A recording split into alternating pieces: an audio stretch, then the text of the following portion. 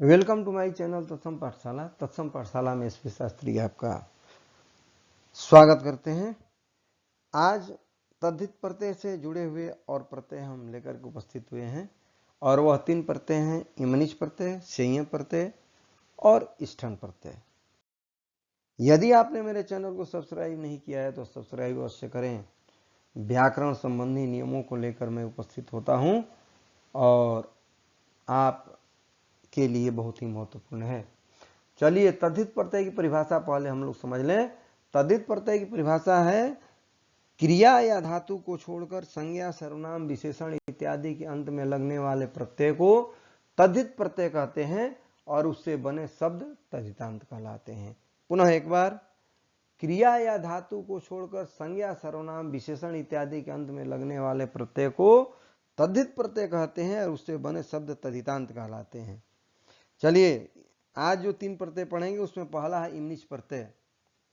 इमनिच प्रत्यय का शेष बचता है ईमा या माँ। ऐसे ईमन होता है मूल, जब रूप परिवर्तित होता है तो ईमा या माँ हो जाता है। शब्द के साथ इसका संयोग होने पर अंत में ईमा या माँ जुड़ता है। नियम है पहला तो ये कि इसका प्रयोग भाव के अर्थ में होता है, यानी भावात्मक अर्थ बताता है इससे बना शब्द।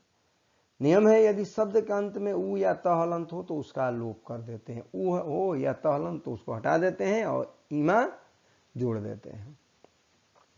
जैसे रक्त जोड़ इमनिच, अब इसमें रक्तिमा हो जाएगा, ईमा जोड़ दिए रक्तिमा। ऐसे मूल शब्द ईमन बनेगा रक्तिमन, रूप चलता है तब हो जाता है रक्तिमा, रक्तिमानव, रक्तिमान। ठीक है, तो ये पुल्लिंग का मूल शब्द होगा रक्तिमा। नील जोड़ इमनिच नीलिमा, भंग जोड़ इमनिच भंगिमा, लघु जोड़ इमनिच लघिमा। यहाँ ऊ का लोप हो जाएगा, हट जाएगा, ईमा जोड़ दिए लघिमा। गुरु जोड़ इमनिच गरिमा, दोनों ऊ हटेगा, ठीक है, गरिमा। पूर्ण जोड़ इमनिच पूर्णिमा, यहाँ दीर्घ ऊ है इसलिए इसका लोप नहीं होगा। शुक्ल जोड़ इमनिच शुक्लिमा, महत जोड़ इमनिच महिमा, यहाँ तो हलंत का लोप होगा, है ना, महत जोड़ इमनिच महिमा। भू जोड़ इमनिच, यहां पर केवल मां जुड़ेगा भूमा। प्रिय जोड़ इमनिच प्रेमा। ये दोनों शब्दों को, शब्द इंपॉर्टेंट है, ध्यान रखेंगे, ठीक है। रूप इसका जब चलेगा तो मूल शब्द बनता है लघिमन, गरिमन, है ना, तो लघिमा, लघिमानव, लघिमान, पुल्लिंग में गरिमा, गरिमानव, गरिमान। आगे बढ़ते हैं। अब दूसरा प्रत्यय है संज्ञा प्रत्यय। संज्ञा प्रत्यय का शेष बचता है यम, शब्द के साथ इसका संयोग होने पर अंत में यम जुड़ता है। नियम है इस प्रत्यय का प्रयोग भाव के अर्थ में होता है, ये भी भाव के ही अर्थ में होता है। नियम बताता है कि यदि शब्द के शुरू वर्ण में अ हो तो आ, ई हो तो ऐ और उ हो तो अ हो जाता है। वृद्धि का आदेश होता है, ध्यान रखिए, ठीक है। और नोट में हमने नीचे लिखा है, ध्यान दीजिए, शब्द का अंतिम वर्ण अर्धाक्षर होता है। जब प्रत्यय मिलता है ना तो शब्द का जो अंतिम वर्ण होगा आधा बदल जाता है। जैसे बाल जोड़ संज्ञा, तो आ है तो जो कहते हो आ जोड़ेंगे तो आ ही होगा, ल आधा हो जाएगा, यम जुट गया बाल्यम। पंडित जोड़ संज्ञा, प में अ जुट गया पा हो गया और अंतिम का तो हलंत हो गया तो पांडित्यम। चपल जोड़ संज्ञा, च में अ जुटा चा हो गया, अंत में ल आधा हो गया चापल्यम, वही हमने लिखा है, अर्धाक्षर हो जाता है। ईश्वर जोड़ संज्ञा, ई का आय होता है तो ऐश्वर्यम, र रेप हो जाएगा, आधा होगा तो ऐश्वर्यम। किशोर जोड़ संज्ञा, ई का आय कैशोर्यम। नियम के अनुसार ध्यान दीजिए हमने क्या ऊपर में लिखा है नियम। विद्वस जोड़ संज्ञा वैदुष्यम, यहाँ ई का आय हो गया और द में व है तो ऊ हो गया और दंती समूर्धनी संबंधी इंपॉर्टेंट उदाहरण है, ध्यान रखिएगा, वैदुष्यम। सुंदर जोड़ संज्ञा, ऊ का अ हो जाएगा सौंदर्यम। सूर जोड़ संज्ञा शौर्यम, माने अंतिम वर्ण आधा बदल रहा है, नियम है यह, अर्धाक्षर में बदलते हैं। मूर्ख जोड़ संज्ञा मौर्ख्यम। चंचल जोड़ संज्ञा चांचल्यम।